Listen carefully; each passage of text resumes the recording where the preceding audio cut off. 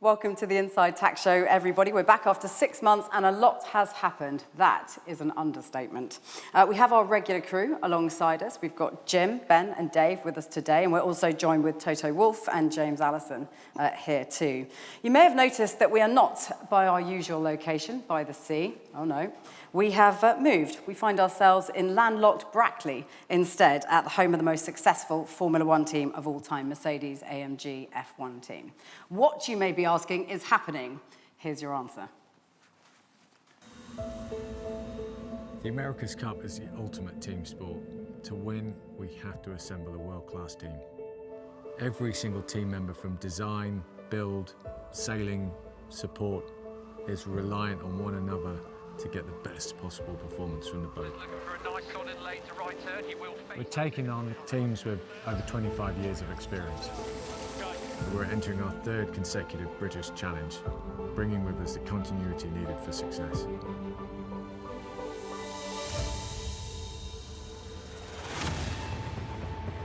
We have a team that can handle adversity and that knows how to fight back, learning from the hard-fought lessons of our previous campaigns. Trouble for INEOS Team UK.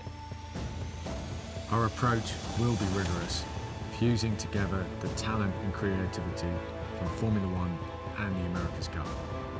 Collaboration will be key.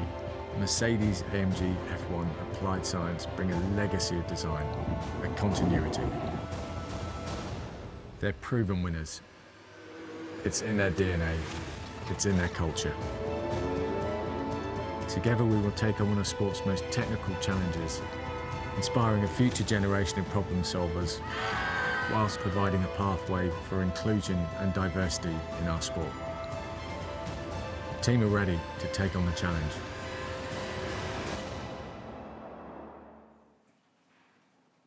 Okay, let's put a little bit more flesh on the bones and talk to the team about exactly why we're here. Jim, let's start with you. You're here, you haven't run for the hills, you're still with us. That's wonderful news.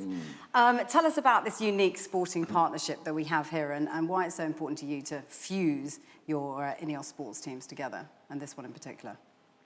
Well, I think Formula One and the America's Cup, they share this common theme where you need to be excellent in the sport and the technology.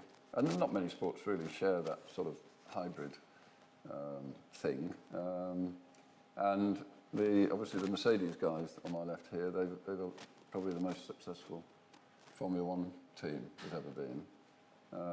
And that's a combination of, you know, good drivers, but wonderful technology. I mean, they've had a car that's capable of winning. And it's the same challenge in the America's Cup, really. I don't think the Brits have ever arrived at an America's Cup with a boat that probably could have won, even though we've had some fantastic sailors. So, and our boat that we had for the AC-36, it wasn't capable of winning. Technically, it wasn't quite good enough. And we learnt lots of lessons, but I think the combination of, you know, the technical expertise that Mercedes Formula One team have, together with Ben and his team, I think has the prospect of being quite exciting. You may not want to go back there, but I'm going to take you back there anyway, to the last Cup, the last edition of this America's Cup campaign. How did you find it? It was a bit of a baptism of fire. How did you find the Cup campaign? It had highs, it had lows, it had a little bit of everything. What are your memories from that time? Oh, well, all the memories, are wonderful, really, because it is a wonderful event. But it's also an event that you need to immerse yourself in a little bit, because it's very exciting. There's lots of thrills and spills, particularly on foils, because you've got this 6-ton vessel travelling at almost 100 kilometres an hour, and they're clearly, even if you're as good as Ben, they're clearly quite difficult to control. So it's exciting, but also there are many subtleties, and it takes time to. It's a high-quality sport, a bit like Formula One. There are many subtleties in Formula One, which is why you sort of get captivated by it. It's sort of the opposite of 10-pin bowling, where 5 minutes you've had enough. You can stay interested for a long time. So I got quite absorbed in the tactics and the strategy and all the technical issues that they were facing, and the excitement of it. Ben, it's so not often that you get to fuse different sports and different top professionals at their levels of their own sport as well together. I mean, this is a really unique opportunity, isn't it? Being paired and partnered with a group of sports people that know how to achieve things as you do? Oh, it's an incredible opportunity for us. I mean, I have to say a huge thank you to Toto, James and Jeff and the rest of the team here. When you come to this site at Brackley, it's hugely impressive. And certainly now we've been working with the team here, 3 or 4 months. And the discipline that you feel as you come in and work with the guys, it's infectious, really. So I think for our organisation, that collaboration, taking it to the next level, which ultimately we need to do if we're going to take on the mighty Kiwis, the All Blacks of sailing, that's the sort of focus and attention that we need. We've lost some faces, we've gained some faces. What does the new look team look like? Yeah, that's right. Inevitably, you move forwards. Some people, sadly, don't come on the journey with us, but we brought in some fresh new talent as well. On the design side, we've got, Martin Fisher, for example, who's come across from Luna Rossa. He's one of the top naval architects in the world. Nat Schaefer, who's one of the sort of superstar foil designers in America's Cup world. And on the sailing side as well, it's early days. We're still finalising the protocol with Team New Zealand, and the deadline for that is mid-November, and both teams are pushing hard for that. But it's not really until we get those rules fixed, as it is for all of the other teams, that we can really finalise those plans and push forwards. Toto, have you been long harbouring a desire to be involved in the Cup world? I mean, how on earth did this come about? Yeah, I'm asking that myself until today. I guess the troublemaker sits here, Jim. No, I always shared the passion for engineering, and there's not a lot of difference between trying to put the best car on the road and racing others than Formula One on water, and that is the America's Cup. And we slowly merged into the project pretty late into the last campaign, but we loved it. I could see the buzz within the organization that people started to follow America's Cup and took it quite, embraced it as our own project. And now we're doing it properly next time around. And I think we have the same mindset. It's about trying to do the best possible job, hopefully good enough to be right there.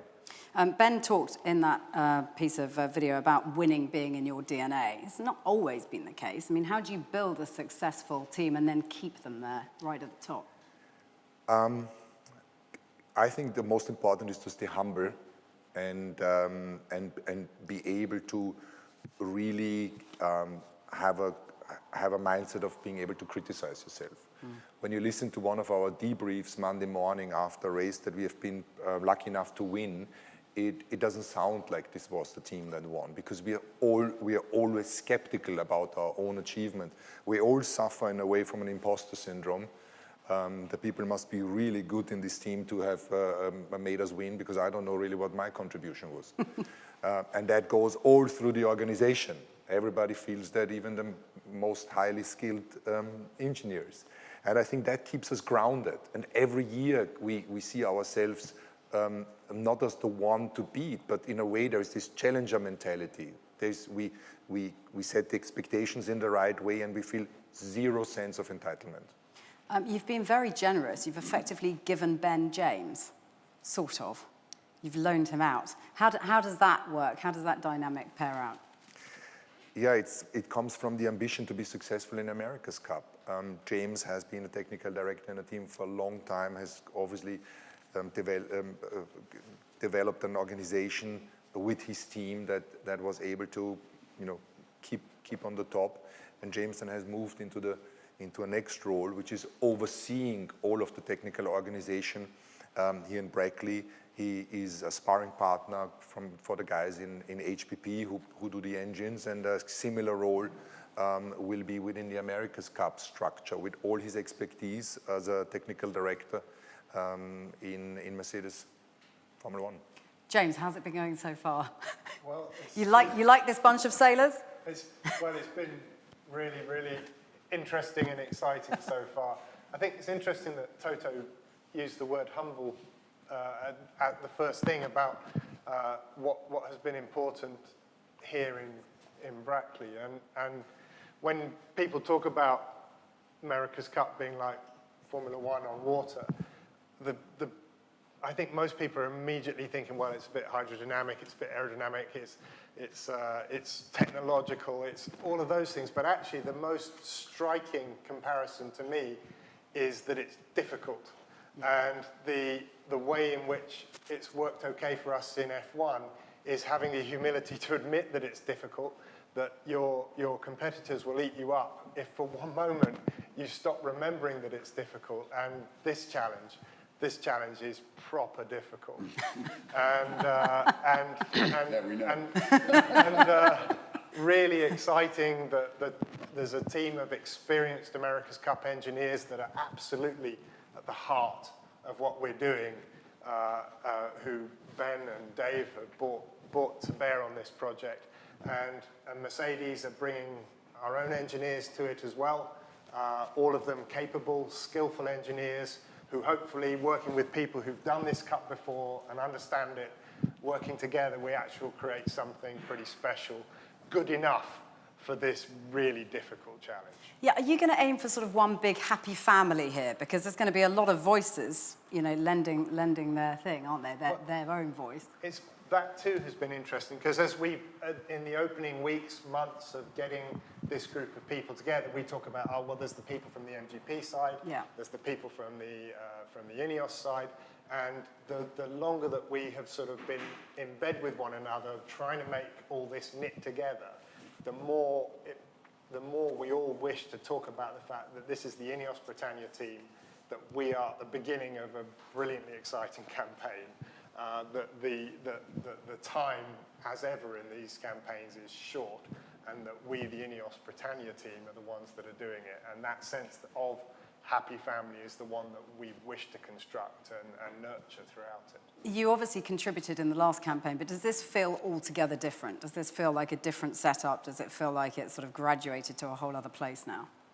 Well, yeah, I think last time round Toto mentioned that the people in the factory got engaged because we had some of our own down in Portsmouth working on the boat, and then eventually when it was racing, there was some people actually out there in Auckland.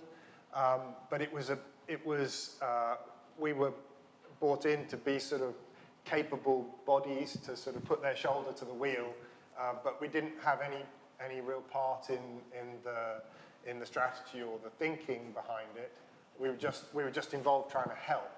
And this time round, we are all, as you say, one big team trying to make sure that we put something competitive together.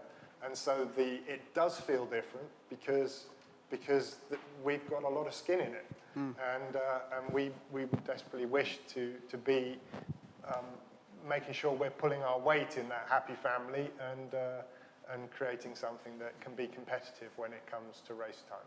All these very clever people all in one room mulling over different ideas. Ben, talking of clever people, what about a new lead designer as well? Because we've got one on board. Yeah, Martin, as mentioned, Martin Fisher, who's come and joined us. He's got great experience in America's Cup and naval architecture. But as James said, it's that mixture. You know, we've got a great team from 2 campaigns now, many of whom have come through, and merging that with the team here at Mercedes F1, that's really the key to getting the resource that we need. Ultimately, that sort of ultimately the sailing design mindset, and marrying that with the discipline and the approach that Formula One. I think that the continuity that Formula One has as well, I think really helps to build the organisation as these guys have. So if we can, in effect, piggyback onto that with our sailing design know-how, that we hope, we want to build the best team to get the job done. I say it's been a busy 6 months. I mean, Dave Endine sat here in the middle, hasn't sat down until now, have you? You've been very, very busy. What's been going on? What's been happening? You're now COO. Yeah, a few changes along the way. Well, I mean, we stopped pretty firmly in Auckland, and there was a bit of a regroup and took stock of where things were, obviously. I guess you got to be careful not to make rash decisions, going from one program to the next. And now we're trying to rebuild this group and make sure we get the right people involved. Working with the Mercedes team on who those skill sets need to be and where we apply more focused this time, looking forward. So it's been a bit of a recruiting exercise, which is a little bit tough when the variables. There's still a lot of variables in terms of venue and timing and bits and pieces. So it's hard to engage some people at times, but and then the people that are here, give them some sort of structure and planning for their next 3 or 4 years of their life. There's so much still to determine, isn't there, in Cup World? So what are you talking about right now? What are you chatting about right now behind all the closed doors and, to try and determine how you're going to lead this team forward? Well, internally, of course, we're trying to plan, but like all of the teams, we need the protocol. So that's something it's on us as a challenger of record to negotiate that with the Defenders Team New Zealand. We're doing that. I wouldn't say either team has an understanding now what those rules look like. So we need to get that finalised by mid-November, which is the target. I think we're on track to do that. But until then, we are trying to build the right organisation, understand where people fit. But we need those specific rules to be able to sort of charge ahead, if you like. And that's the same for all the other teams. So we want to make sure that everybody gets those rules, those regulations as soon as they can so that we can all push forwards.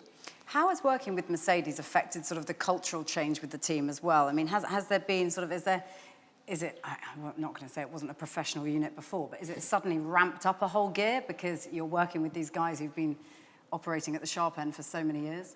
Well, like I said, that continuity that F1 has, so the professionalism, the discipline that you see when you come into this organisation, I think that's something, because America's Cup is very stop-start, and so it takes a long time to rebuild your work practices and your intellectual property and so on. So for us now, this is our third go-round as a team, so we are building up that intellectual property, but to be able to tie into this team and those working practices and the efficiency that brings, that's a big step forwards for us.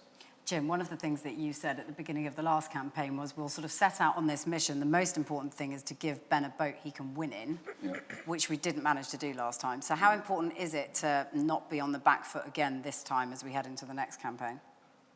Well, I think what we learned in New Zealand is that we had a sailing team that was capable of winning the America's Cup, because I think Ben, I don't want to spare your blushes, but he did a super job. Wait, it's not. We've got a squad of sailors on there. We've got Giles, who's but it's Ben and your team. There were 11 of you on the boat. Yeah. But the boat wasn't good enough. So I mean, if we don't have a boat on the start line that's capable of winning, then we won't win. It's like putting Lewis in a slow car. He might be a very, very good driver, but he isn't going to win in a slow car in Formula One. It's no different to that. But having a fast boat is no guarantee of winning, because then it's down to a sport, and there are all sorts of uncertainties in sport, all sorts of uncertainties. So the objective really of the team is to get to the start line with a boat that has the potential of winning.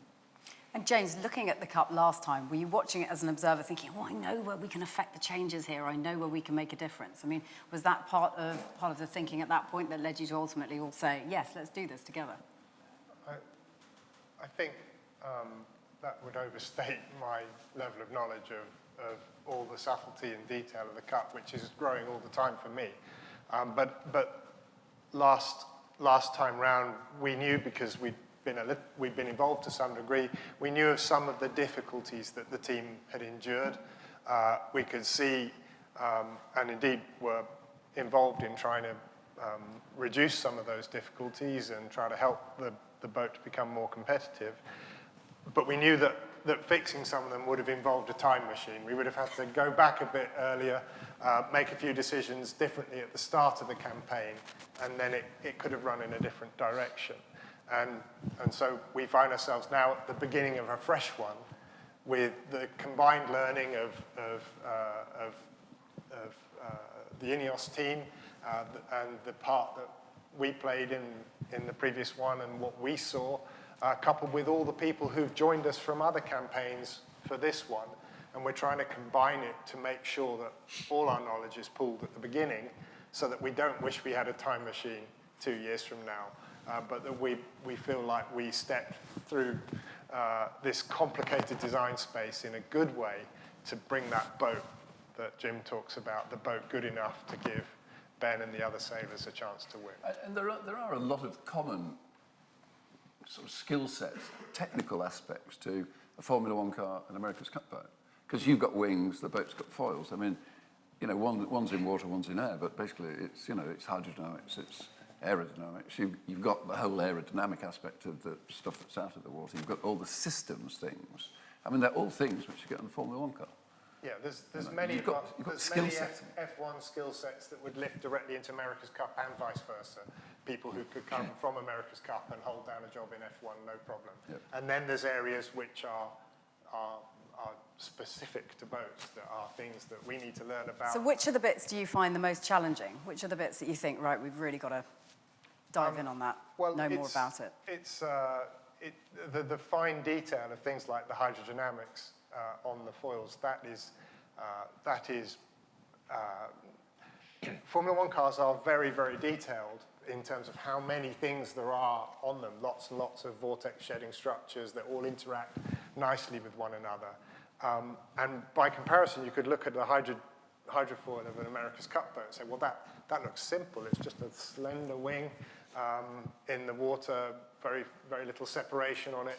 But it's the fine, fine detail of that makes a huge difference. Whereas we're making quite big changes to lots and lots of jaggedy bits rather than hyper-optimizing one very slender bit.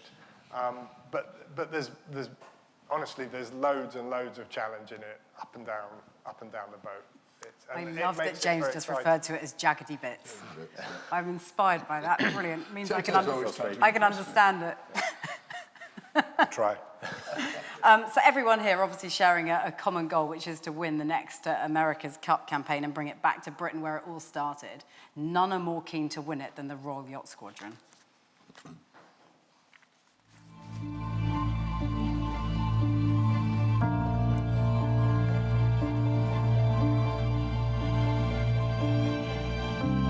It is quite extraordinary that to this day, the America's Cup is the oldest sporting trophy on the planet of any sport in any period of time.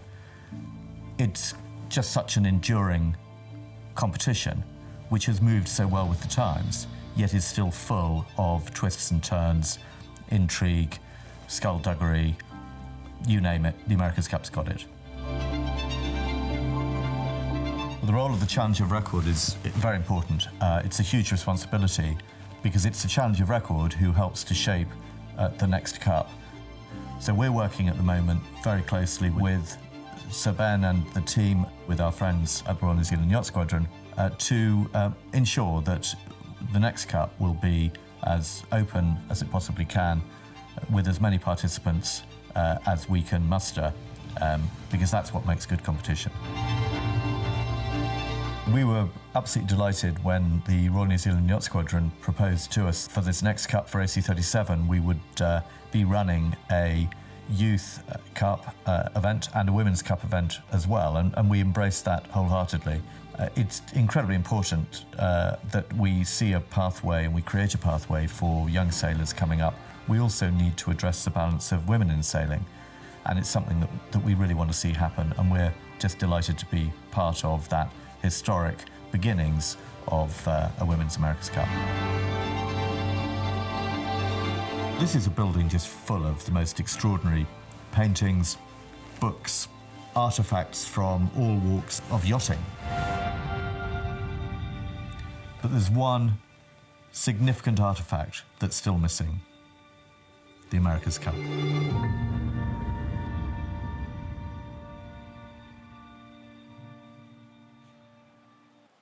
One thing the America's Cup has never been is fair. Toto, what are your sort of observations of it as a sporting contest in terms of parity? Because that has been an issue, a big one. Well, I guess in every professional sport, when it becomes so competitive and everybody's trying to maximize the rules in their own favor, you need a strong governance.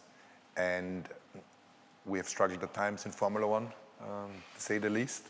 But then we stumbled upon the America's Cup rules, and they're even more complicated, to call it that way. The challengers have to overcome a lot of obstacles in order to be actually competitive. But I guess this makes it so special. Well, there is that. The Cup famous for its lack of fairness, Ben. So as challenger of record, how do we right that wrong? Do we, in fact, ever manage to do that? I mean, what are we going to do this time round that's going to be different from everything that's been before? Well, I mean, to start off with, we have a great relationship with Team New Zealand and with Grant Dalton, who runs that team. I think the challenge with the Cup is, as we've said before, is that, somebody wins it might be the same team again, but then you put together a new set of regulations. And ultimately, long term, we need to try and get to a position where there is more neutral management of the game so that whoever wins it, there's more certainty where the Cup is going, what type of boat you're racing in, so on and so forth. But that is a big challenge to overcome, the tradition of the Cup and the deed of gift, as it's known, which is what the Cup rules are all based around. So it's a work in progress, really. But in this cycle, like I said, ourselves working with the Kiwis, supporting them to come together with a protocol that gives enough time for the teams to prepare. You've already said we're going to stick with the current class of boat. And we've had some initial discussions with some of the challenging teams or potential challenging teams about the modifications to the class rule, what people would like to see in that.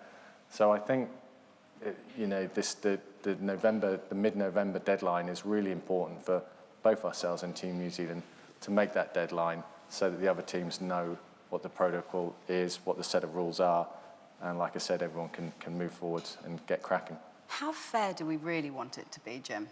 I mean, if we're talking about the future, we're talking about this Cup now, but in the future, how fair do we want it to be? I mean, one of the things that Toto touched on there is that it does have this mystique and mystery about it. It's sort of a unique proposition. It is slightly quirky because of the, the deed of gift is 200 years old and it doesn't have a governing body. So, you've got this very unique relationship between the defender and the challenger, and they obviously can describe the event in very different ways if they choose to, and they can sort of slightly, I don't know what there's an expression, isn't there, but stack the cards a little bit in their favour if they wish. But I think the whole nature of sport should be, personally, I think, if it isn't a level playing field, then, what have you achieved if you've won, really? I think, broadly, I think it's, we're sort of Brits, it should be a level playing field, and if Ben's going to win, he should win on a level playing field. That's where I come from.